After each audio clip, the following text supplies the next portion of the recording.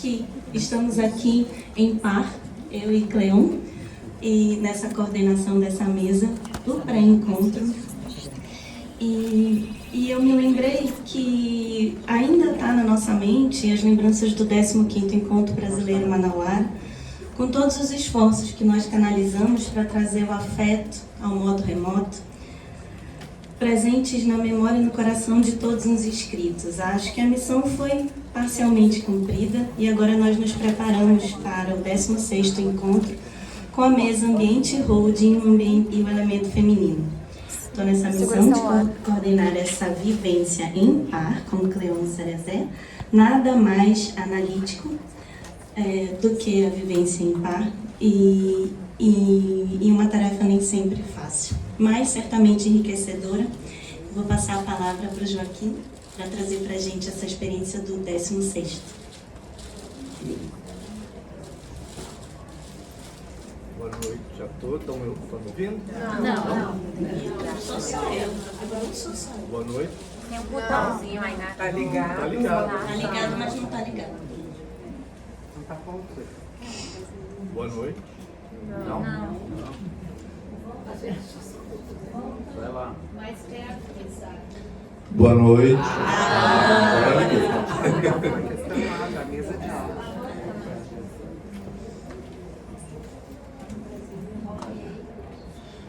Bom, primeiramente eu gostaria de agradecer ao grupo de Porto Alegre, né, pelo convite para estar aqui hoje. Realmente, como todos já disseram, é uma alegria, né, estarmos nesse encontro presencial. Então eu gostaria de contar para vocês um pouquinho de como, né, pensamos o 16º encontro. Bom, eu sou de Minas, eu moro em Uberaba, mas quem está organizando o 16º encontro é um grupo de Belo Horizonte. É o Grupo Mineiro de Winnicott, né, coordenado pelo Sérgio Ked, e que tem como representante no grupo brasileiro a Luciana Carvalho, né, que infelizmente foi convidada para estar aqui, mas não pôde, né, estar aqui hoje conosco.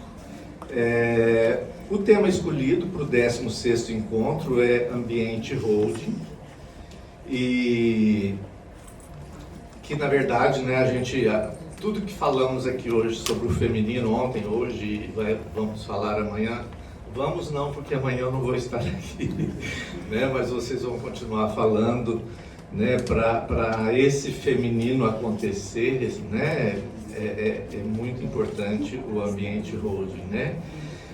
Bom, quando o Grupo Mineiro, bom, então eu sou um colaborador, né, por ser de Minas, eu estou colaborando com a comissão organizadora, né, que vai ser em Minas. Quando decidiram que o encontro aconteceria em Minas, a gente pensou que seria presencial. E a princípio chegamos a alugar um centro médico onde aconteceria, um espaço muito agradável, conheci por fotos, né? Mas um espaço muito agradável onde poderíamos acolher todos para esse encontro presencial. Acontece que isso aconteceu em outubro, chegamos a alugar, chegamos a pagar e fomos orientados de que talvez a pandemia não desse trégua, então nós tínhamos um compromisso financeiro que nós não podíamos assumir, né? Então decidimos romper o contrato que a gente havia feito e fazer novamente esse ano na modalidade online, né? E com isso então estamos organizando, né? E nesse ano então de 2022 o evento está sendo organizado pelo Grupo Mineiro de Winnicott, será sediado em Belo Horizonte. Acontecerá online, como eu já disse, né, como no ano passado, e na página do GMW na internet vocês podem conferir todas as novidades do encontro e ainda saber um pouco da história do Grupo Mineiro, né? Esse site que está aí, www.grupomineiroinipot.com.br, é onde vocês podem entrar para fazer a inscrição, tá? Teremos apresentação de temas livres de profissionais e estudantes e também teremos mini cursos que serão coordenados, um pelo Sérgio Gomes, cadê ele? O Sérgio Gomes, o outro pela Sueli Zada e o outro pelo Bernardo Monteiro, que é do Grupo Mineiro. Se você já se inscreveu no evento, saiba que o e-mail é o principal meio de comunicação e por isso tenha atenção à sua caixa de entrada. Esse é um recado do rapaz, né, da agência que está cuidando do evento, e ele tem passado sempre esse recado por conta de que os e-mails às vezes não entram, não chegam, né, as pessoas não têm recebido. Mas também temos um serviço de atendimento do evento que pode ser acessado pelo WhatsApp e a equipe está preparada para tirar qualquer dúvida. O número é esse, né, que está aí, 31 97 581 4614. Então, se você não fez sua inscrição, a hora é agora, e lembramos que temos valores especiais para estudantes de graduação. Esperamos então por vocês. Em seguida vamos passar um vídeo do próprio evento.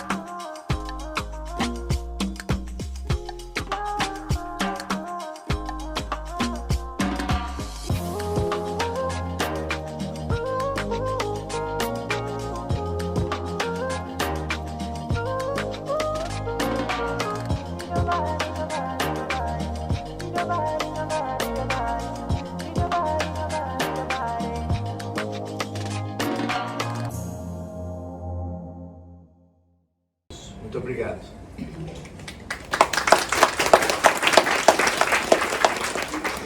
Obrigada, Joaquim. Vou tomar a liberdade. Quando eu fiz o pré-encontro em Manaus, eu fiz uma apresentação um pouco afetuosa dos nossos palestrantes e quando eu cheguei aqui o Joaquim falou, olha, eu quero saber se tu vai me apresentar do mesmo jeito. Como eu tenho que apresentar os dois e os dois são pessoas de muito afeto para mim, eu peço licença para fazer uma apresentação um pouco peculiar deles. O feminino, enquanto conceito, presentificado na vivência de Holding, para mim, é atravessado pelo ambiente dessa psicanalista palestrante da mesa, Denise Souza. Com sua voz melífera e peculiarmente cheia de harmonia, ela conduz com sua carga dramática as atividades de coordenação técnica da formação psicanalítica Percurso Manaus AM, de onde eu vim. Ela é psicóloga, psicanalista, coautora do livro Adulto Maduro e do livro Amadurecer, Ensaios sobre o Envelhecimento, fundadora e editora da Bybook e da Rabisco, revista de psicanálise, diretora do Grupo Gradiva Atlântico de Psicoterapia Psicanalística, especialista em adultos maduros e provavelmente deixei alguma outra coisa de fora. Pois esse currículo é motivo de cobiça para muitos de nós, mas aí, onde estão as qualificações profissionais, não é onde está o melhor da querida Denise. É bem lá, no feminino, onde ela é. E também no masculino, onde ela faz. Ela é íntegra e nos integra. Se dispõe, se abre, sorri, chora, afeta, contorna, constitui e repete, constrói, inspira e amplia. Isso tudo no lugar de quem coordena e conduz. E como conduz? Já nos colocamos agora a receber e já ansiamos a sua fala. É com você, Denise.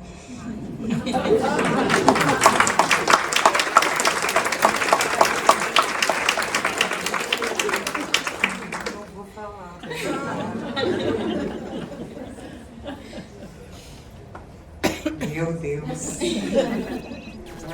tá com taquicardia, tamanha emoção com essas tuas palavras tão afetivas e tão carinhosas. Obrigada.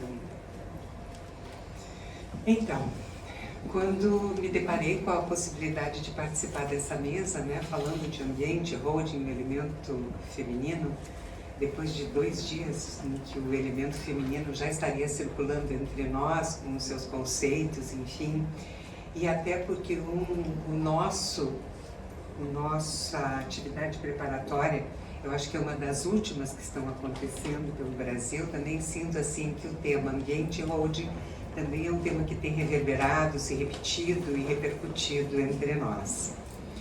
Então pensei, como fazer essa intersecção e essa interlocução entre esses três elementos, né, constitutivos aí da nossa subjetivação e que é o motivo da nossa fala de agora. Então me veio uma lembrança que eu vou começar dividindo com vocês. Mas eu começo primeiro com algo da nossa história enquanto psicanalistas. Nos primórdios da psicanálise, até os idos de 1950, sabemos que a ênfase da teoria psicanalítica recaía sobre os aspectos intrapsíquicos, ou seja, sobre o indivíduo e o seu mundo interno. O impacto do ambiente na constituição do psiquismo e sua importância para a saúde emocional do bebê virá com as postulações de Winnicott, quando resgata e confere valor à influência do ambiente na saúde mental do ser humano em todos os momentos de seu desenvolvimento. Por que uso a expressão resgata? Explico. Há muitos anos, quando eu estudava criatividade humana, junto com meu querido amigo Júlio Campos, aprendi um conceito valiosíssimo. Maurício Maxi Silva, parceiro de estudos, trazia de suas incursões pela neurociência o conceito de neotenia. Para quem não está familiarizado com o conceito, me permita dizer que neotenia significa etimologicamente manter a juventude, representado no caso dos seres humanos como a manutenção nos adultos e principalmente no bebê dos traços juvenis por muito mais tempo que em qualquer outra espécie animal. Em 1772, Johann Gottfried Herder, filósofo e teólogo alemão, já dizia que a neotenia estava relacionada à grande capacidade de adaptação dos seres humanos à diversidade das condições de vida existentes no nosso planeta, sem ter uma especificidade. Os demais primatas e mamíferos nascem menos dependentes e já com um repertório de comportamentos que os fazem adaptar-se de forma especializada a determinado nicho na natureza. Diria que maturam ou envelhecem dentro do útero e se maturam para o nascimento, se aprontam para o nascimento. No seu livro de 1772, o Tratado sobre a Origem da Linguagem, Herder refere que o bebê humano seria o ser mais órfão e desprotegido da natureza e que, diferente de todos os animais, nasce inacabado e desprotegido, necessitando completar seu projeto como indivíduo por si mesmo, obviamente, contando com o suporte do entorno. Ainda diferindo dos demais mamíferos que têm especificidades determinadas, o destino de cada ser humano está em aberto a partir do nascimento. Defende a hipótese de que as mudanças neotênicas permitiram o desenvolvimento das capacidades humanas pela retenção de uma plasticidade de comportamento onde a ênfase recai no que é aprendido, tirando, portanto, a exclusividade dos comportamentos herdados. Essa aquisição evolutiva tem como contraparte a dependência absoluta e extraordinariamente prolongada da criança, necessitando de cuidado dos pais por vários anos. Eu entendo que Herder, em 1772, em seus escritos sobre a neotenia, antecipa ideias sobre as quais Winnicott irá discorrer em 1950, quando chama a atenção para a importância do ambiente. Por isso, utilizei a palavra resgata da biologia, um conhecimento que virá a ser fundamental para a psicanálise. Nessa linha de argumentação, Stephen Jay Gould, em 2018, paleontólogo e biólogo americano, propõe que os bebês humanos nascem como embriões e, como embriões, permanecem durante os primeiros 9 meses de vida pós-natal.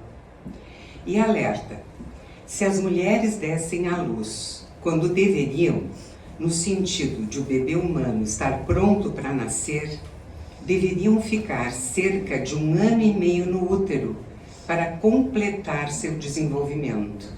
Naturalmente, nasceriam bem menos dependentes.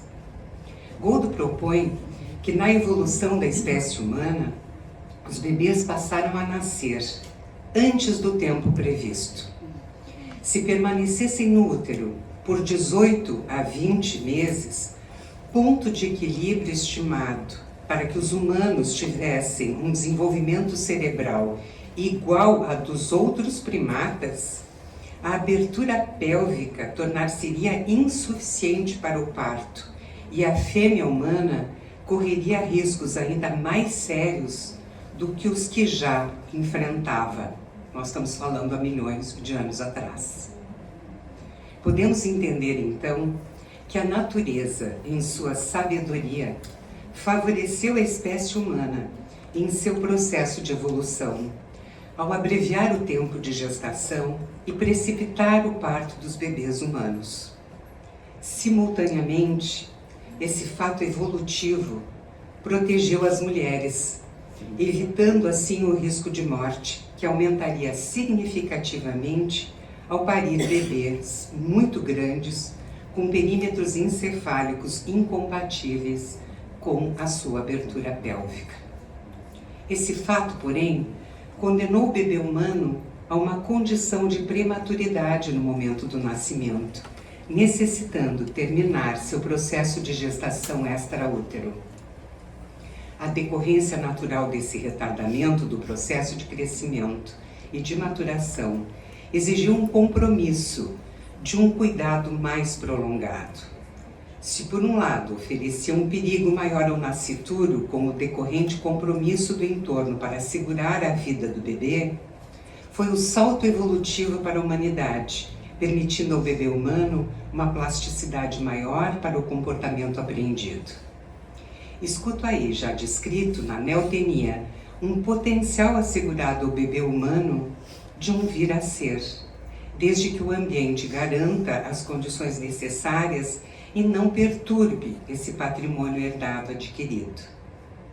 Penso que a natureza favoreceu que a fêmea humana, mãe, sobrevivesse ao parto para que pudesse garantir a vida de seu bebê em retorno. Refiro-me não só à vida física, mas à vida psíquica. O elemento feminino puro, no meu entendimento, está intrincado com a natureza e a vida, com a natureza da vida, desde o início. Está na natureza da mulher ao gerar e ao parir, mas também na necessidade de sobreviver ao parto para sustentar a vida, tanto sua como do bebê. Sustentar-se viva para garantir a vida ao bebê.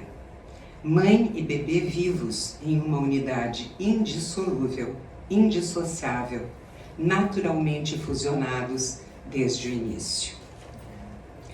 Winnicott nos diz que o primeiro ambiente é a mãe para o bebê, mas não é qualquer mãe ou qualquer ambiente que garantem um ambiente de holding que permita ao bebê começar a existir.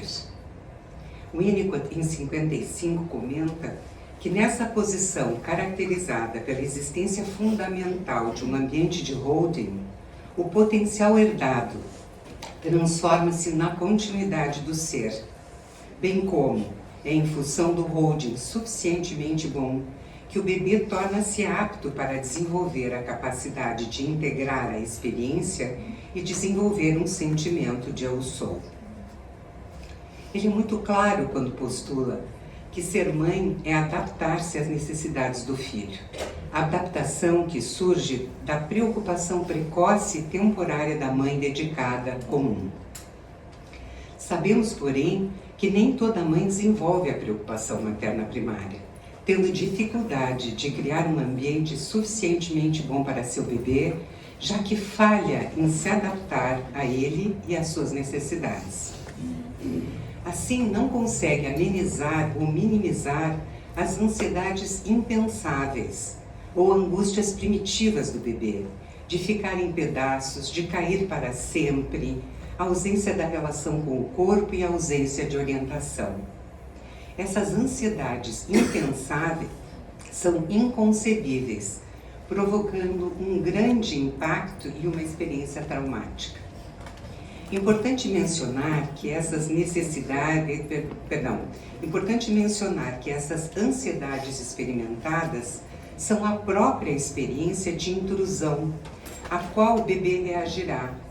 Nem sempre será uma atitude ativa ou inconveniente da mãe.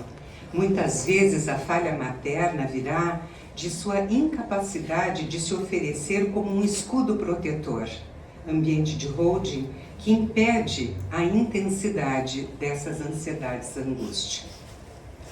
A falha materna pode causar ao bebê, nos primeiros estágios do desenvolvimento, uma dificuldade para separar o não-eu do eu, responsável por gerar as bases das características esquizoides ou de auto-holding, ou seja, o desenvolvimento de um self zeloso para cuidar de si mesmo. No texto, a preocupação materna primária refere: sem uma provisão ambiental suficientemente boa, este self, que pode dar-se ao luxo de perecer, jamais se desenvolve. O sentimento de ser real está ausente. Se não existir um caos extremo, o sentimento definitivo é de inutilidade.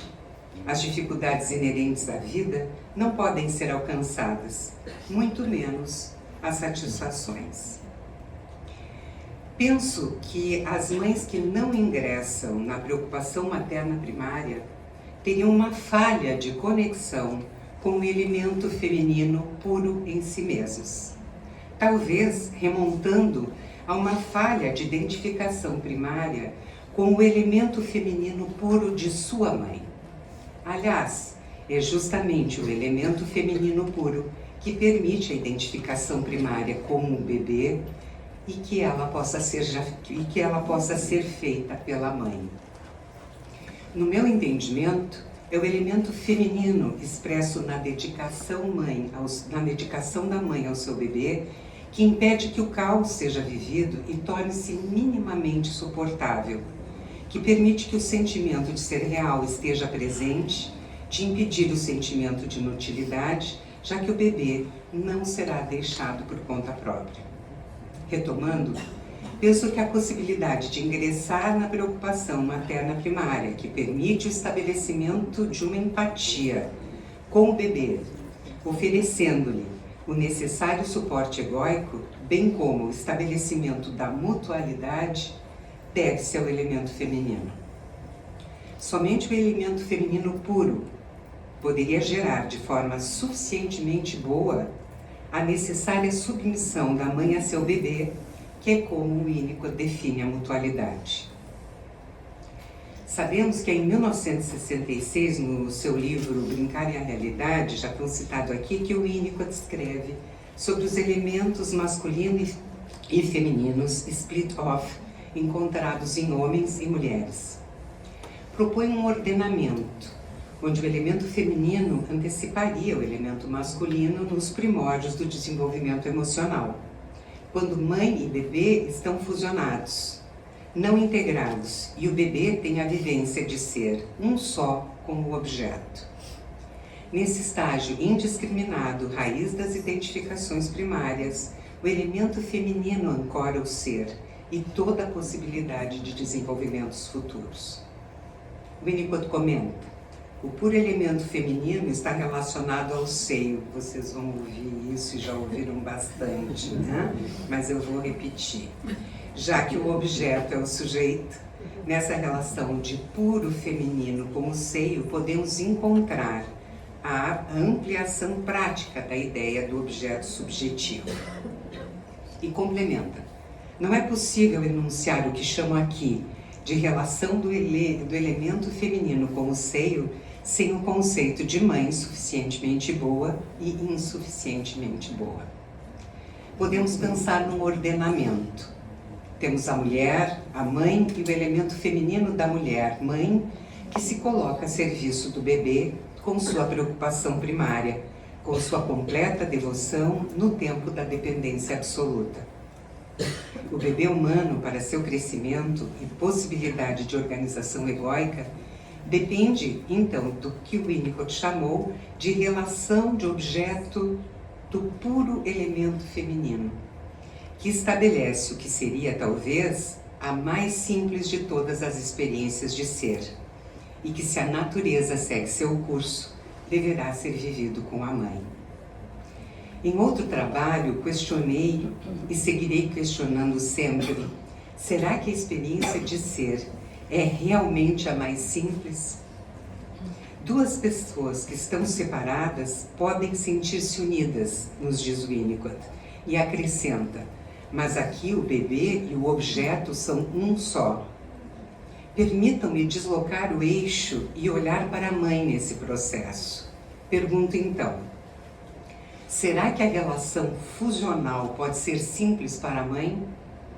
Pode ser simples esse estado de imersão em que a mãe tem essa dupla responsabilidade, garantir a vida e, simultaneamente, garantir que o outro seja um consigo? Entendo que, do ponto de vista do observador externo, existem duas pessoas separadas que podem sentir-se unidas, mas na fusão cabe somente a uma delas garantir o ser do outro. Em que outra vivência emocional o sujeito se permite perder os contornos de si e do próprio psiquismo, colocando-se nesse lugar de hospedeiro de outro ser, sem sentir-se ameaçado, parasitado ou vampirizado. Em qualquer outra circunstância, essa vivência seria absurdamente inquietante ou enlouquecedora. Mas na relação mãe-bebê, essa experiência se torna lícita e esperada. Talvez por isso que o Winnicott chamasse a preocupação materna primária de uma doença temporária que a mãe tem. Permitam-me trazer um conceito que criei para dar conta dessa intrincada relação da mãe ambiente e a experiência do ser do bebê, que chamei de capacidade negativa de existência, conceito que apresentei pela primeira vez no Encontro Brasileiro de Manaus. Entendo que propiciar a experiência de ser ao bebê exige da mãe uma identificação absoluta com o elemento feminino puro, raiz do que optei chamar de capacidade negativa de existência. Esta emerge da possibilidade de renunciar ao desejo narcisista de reconhecimento e gratificação para poder contemplar exclusivamente o que é necessidade para o seu bebê e para o ser do bebê. Ainda será necessário fazer uma espécie de split-off temporário de suas identificações com o elemento masculino puro, para que o ser se sobreponha ao fazer. A capacidade negativa de existência que o estado de preocupação materna primária favorece possibilita a mulher, mãe ou substituta abrir mão, por um tempo, de sua autoexpressão, bem como propicia a atitude de espera necessária para que possa suportar não existir para o bebê, aguardando ser criada por ele a seu tempo. Como já mencionei em um outro trabalho, penso que isso só se faz possível porque no psiquismo da mãe ela segue identificada com o útero que alberga, placenta que diminui os estímulos externos, cordão umbilical, seio que nutre, espaço de gestação do outro em si. Talvez uma herança filogenética e aprendizado ontogenético da necessidade de mais tempo de gestação, agora extraútero, em função da neotenia. Apesar da cesura do nascimento que rompe o status quo intrauterino, o holding materno rapidamente restabelece o mais próximo do possível o estado anterior. A mãe precisa garantir um ambiente, um estado tal que reagir não se faça necessário. Caso contrário, o self poderá vir a não existir. Para que o ambiente de holding aconteça, garantindo a experiência de ser, a mãe precisa apresentar um seio que é, sem ser ativo, para que não seja um seio exibido que faz. Um seio assim intrusivo, ao apresentar-se ativamente, demandará ao bebê uma identificação ativa-reativa com o fazer em vez de ser. Para que isso não aconteça, a mãe deve ter desenvolvido esta capacidade narcisista negativa para não se fazer existir além dos limites do possível para seu bebê. Winnicott acredita que o período de 9 meses seria o tempo suficiente para que ocorra essa transformação importante na mulher, a começar pela preocupação materno-primária. Como reitero, acredito que essa transformação resulta também e propicia a capacidade negativa, onde os interesses egoístas do eu devem ser desinvestidos, dando espaço para o egoísmo do bebê, que o egoísmo do bebê se desenvolva e ele possa ser majestade, como outrora a mãe foi. No mundo das identificações, o que sustenta esse lugar são as identificações primárias e diretas com o elemento feminino da mãe, lugar revivido retroativamente. Se a mãe, quando bebê, pôde ser, pois não houve intrusão materna nem das angústias, isso lhe permitirá ser a mãe que permite ao seu bebê simplesmente ser. O que demanda uma complexidade imensa para a mãe, sem que ela realmente perceba isso. O inexorável curso do tempo, uma trama de identificações que se perdem e se encontram no inconsciente das mulheres, geração após geração, dotam-nas de protagonismo no que diz respeito ao elemento feminino puro, sem que seja seu patrimônio exclusivo. Afinal, por identificação primária, as mães transmitem esse elemento aos filhos, sejam eles meninos ou meninas. Portanto, o elemento feminino faz parte do psiquismo de homens e mulheres. Terminando então, quem sabe podemos esperar um outro salto evolutivo para o ser humano?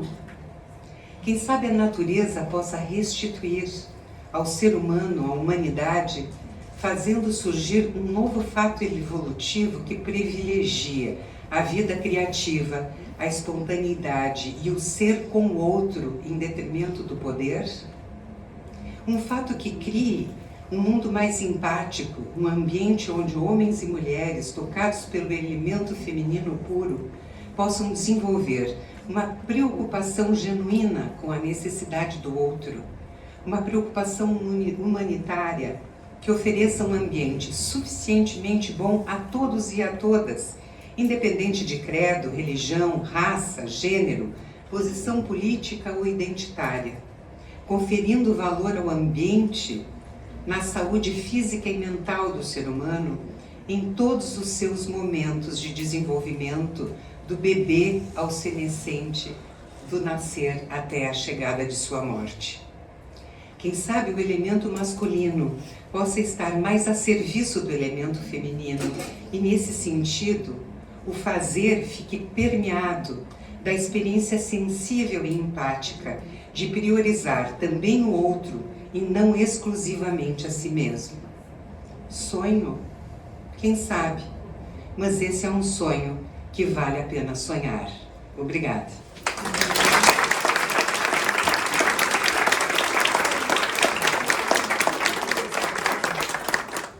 Muito obrigada, Denise.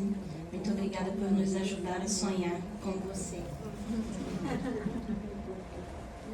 Ele é o dono da risada mais contagiante do grupo Winnicottiano. Não há quem passe por ele sem se encantar com seu jeito simpático e discreto. Sendo tão peculiarmente característico de Minas Gerais, de onde ele vem, e para onde todos nós iremos no modo remoto, no 16º Encontro Brasileiro. Ele é psicólogo, especialista em psicoterapia psicanalítica, filiado à IBPW, membro do EWPU e membro do Grupo Winnicott Brasil. Ele é colaborador também do nosso percurso, com uma visão em perspectiva histórica e seus casos clínicos apresentados em um entrelaçamento que eu jamais vou esquecer do seu manejo clínico, com um caso de transferência erótica que o impedia de virar de costas para o paciente, provavelmente para todos vocês quando acabar essa missa. Há quem no grupo lhe chame de pão de queijo e em repetidos investimentos de pedidos de casamento. Mas eu posso abrir que ele foi capaz de sobreviver em incursões etílicas, chegando com segurança em seu destino final, após um percurso que nem eu mesmo sei como é que a gente chegou lá. Eu agradeço desde já a sua espontaneidade em compartilhar o seu conhecimento conosco. Vamos ouvir o JJ.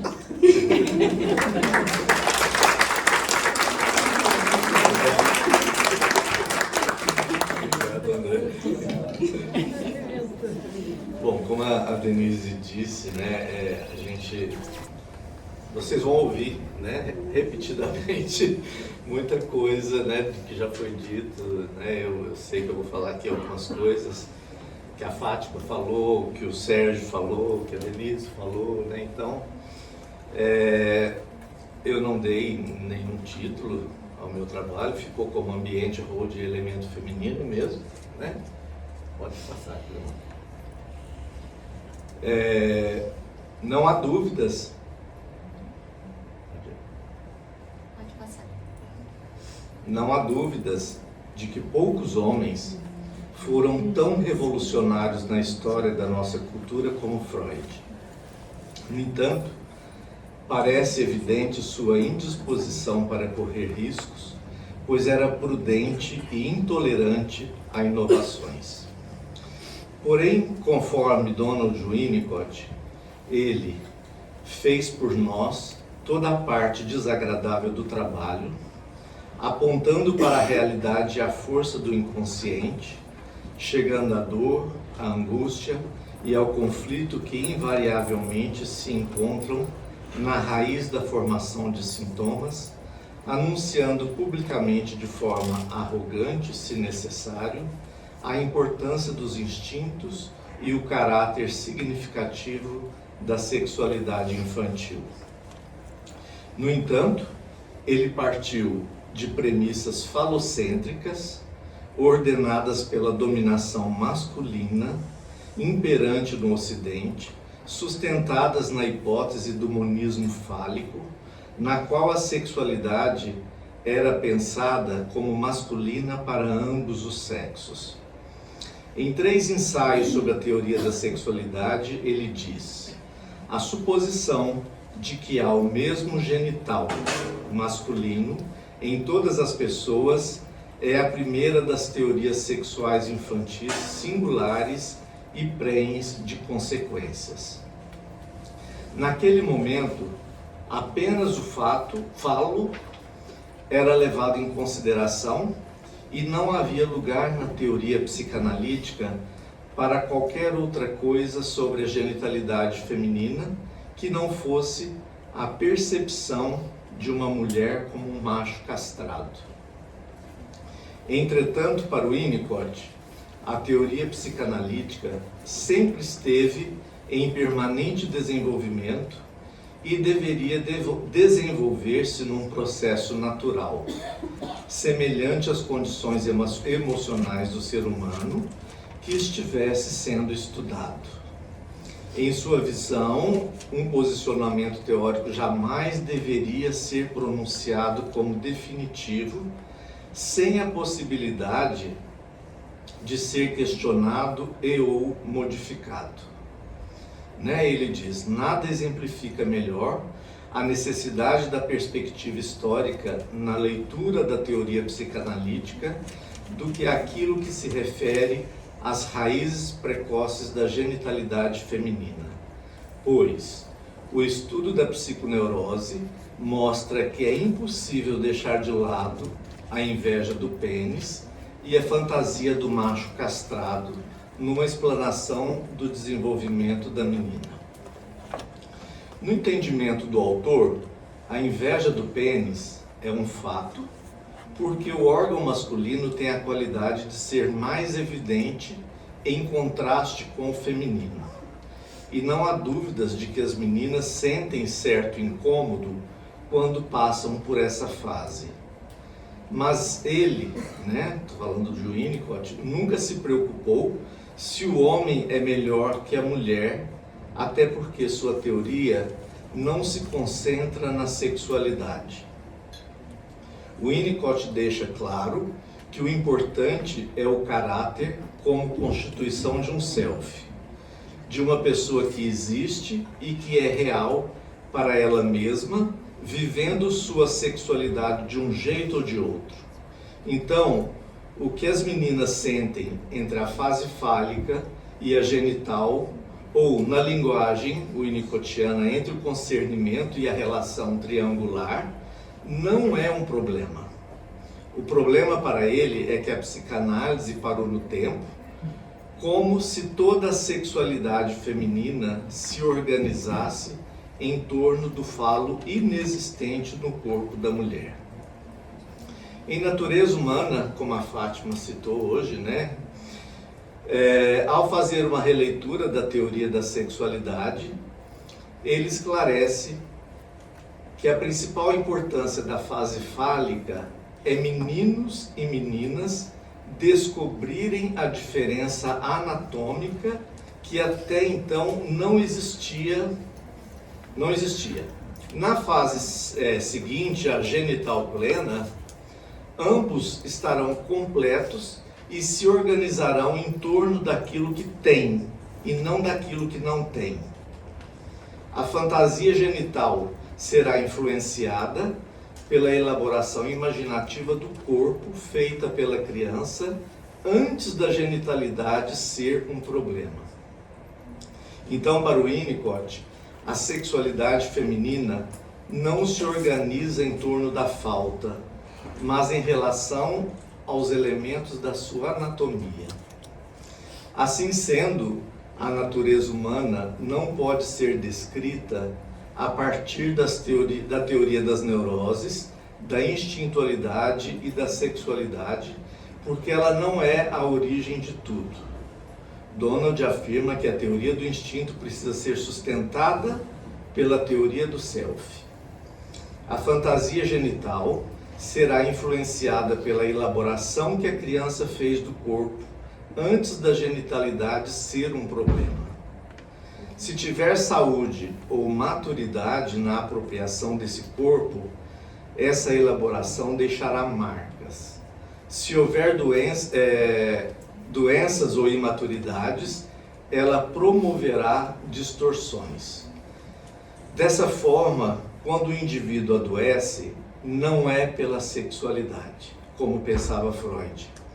É pela não integração, pelo não amadurecimento e a consequente falta de sustentação para bancar a instintualidade e a sexualidade, que se tornarão problemas por falta de um lugar apropriado no self.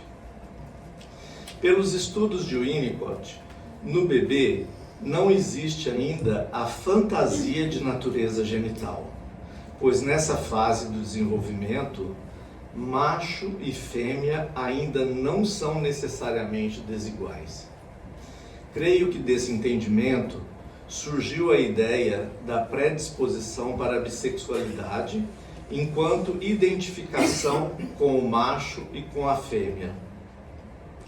Nesse momento em Natureza Humana, da década de 50, ele estava dizendo que existe um menino dentro da menina e uma menina dentro do menino. Ou seja, antes do ser menino e menina, enquanto elaboração da genitalidade, da fantasia ligada a ter vagina ou a ter pênis, já existe o menino e a menina em cada um de nós como experiência humana, para além da instintualidade e da identidade de gêneros. O autor irá desenvolver esse conceito em explorações psicanalíticas e em O Brincar e a Realidade, como elementos masculinos e femininos em homens e mulheres, o ser e o fazer. A princípio, essa experiência será de natureza identitária e mais tarde, entre o concernimento e a relação triangular, será instintual. Importante reafirmar que os primeiros elementos masculinos e femininos no bebê, quando macho e fêmea não são ainda desiguais, é de natureza identitária. E estes irão predispor como os meninos e as meninas irão lidar com os elementos masculinos e femininos de natureza instintual, até que isso se organize como uma predominância da natureza do desejo sexual.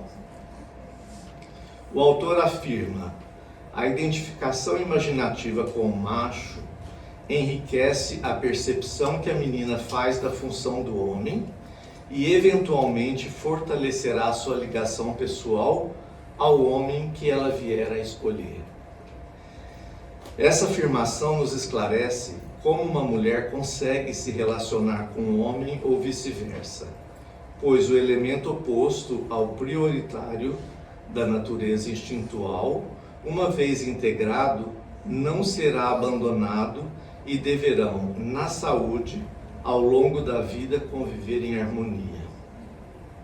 Assim, o homem saberá como é ser mulher e a mulher como é ser homem. No texto Esse Feminismo, o Winnicott salienta que há uma diferença entre homens e mulheres que é mais importante do que estar num dos polos do dar e receber. Não é possível esquivar-se ao fato de que todo homem e toda mulher vieram de uma mulher. Todo homem e toda mulher cresceram dentro de um útero e todos nascem, nem que seja através de uma operação cesariana. Quanto mais se examina isso, mais é necessário que exista o termo mulher, né, em caixa alta, né, em palavras maiúsculas. Um termo que torna possível a comparação entre homens e mulheres. Quando o autor evidencia esse fato, entendo que está apontando que o feminino é o primordial, inclusive na elaboração da sexualidade e da instintualidade, e não o masculino. E está revirando a psicanálise freudiana, pautada sobre o masculino, ao dizer é necessário distinguir entre a capacidade do menino para se identificar com a mulher quanto à sua genitalidade feminina e sua capacidade para identificar-se com a mulher quanto ao seu papel de mãe. Em sua perspectiva, tanto o menino como a menina irão se identificar com a mãe enquanto mulher, mãe e feminino. Ainda nesse mesmo texto, o Winnicott diz: no início, todas as pessoas foram dependentes de uma mulher. É necessário dizer que no começo, todo mundo era completamente dependente de uma mulher e depois se tornou relativamente dependente. Parece que o padrão da minha saúde mental, como da de vocês, foi desde o início estabelecido por uma mulher que fez de modo satisfatório aquilo que tinha que fazer num estágio em que, para ser significativo, o amor só pode se expressar fisicamente, né? Então veja que aqui nós estamos falando, né, de ambiente Rode. Todos nascem com tendências hereditárias para a maturação, mas para que elas se concretizem, é necessário que exista um ambiente facilitador satisfatório. Isso significa uma adaptação inicial sensível da parte de um ser humano. Esse ser humano é mulher, né? E geralmente a mãe. Geralmente é mulher, né? E geralmente a mãe. Mais profunda do que isso é a experiência, né, de um mundo subjetivo, de um bebê que no início envolve essa mulher porque a criança ainda não separou do self a mãe. O suprimento ambiental, o segurar, o alimentar, o manejar sensíveis. Por tais razões, há um fenômeno separado denominado mulher que domina todo o cenário e afeta o nosso raciocínio. Mulher é a mãe, o elemento feminino identitário, não reconhecida pela ilusão de onipotência dos primeiros estágios de vida de cada ser humano. Em contraste com a organização do ego, o bebê concede ao objeto a qualidade de sujeito objetivo, ou não eu, pressupondo assim o elemento masculino. É na fase da dependência absoluta que a mãe, através do holding, atende ao funcionamento mais primitivo do elemento feminino, a experiência de ser, conforme o Winnicott, após ser, fazer e deixar-se fazer, mas ser antes de tudo. Muito obrigado.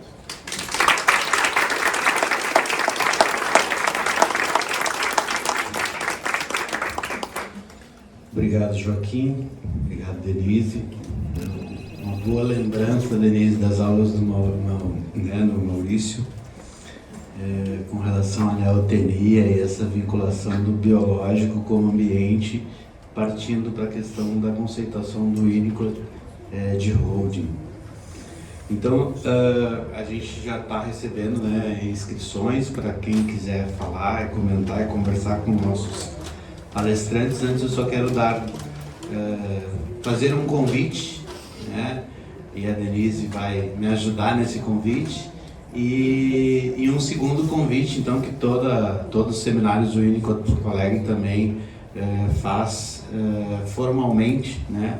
No sentido de acessarem o site da Rabisco, as redes sociais da Rabisco e, além de tudo, contribuírem com seus textos, né? Enviando para uma eventual, né, publicação, enfim, para apreciação, né, no sentido de podermos continuar a escrita, esse rabisco de nossas construções, né? É importante a gente poder receber os textos e publicar os textos que a gente produz com tanta dedicação, né?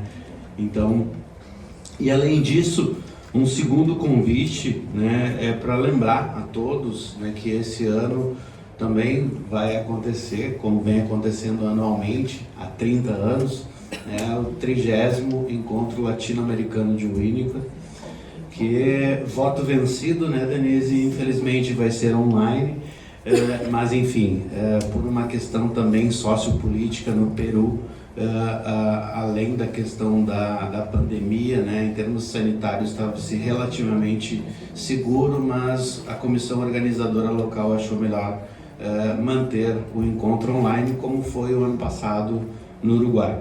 Vai acontecer nos dias 18, 19 e 20 de novembro de 2022, né, e a partir de Lima, Peru, embora seja online. E a temática é a preocupação pelo outro hoje, né? Então, a preocupação com o outro nos dias de hoje. Então, sintam-se convidados, né?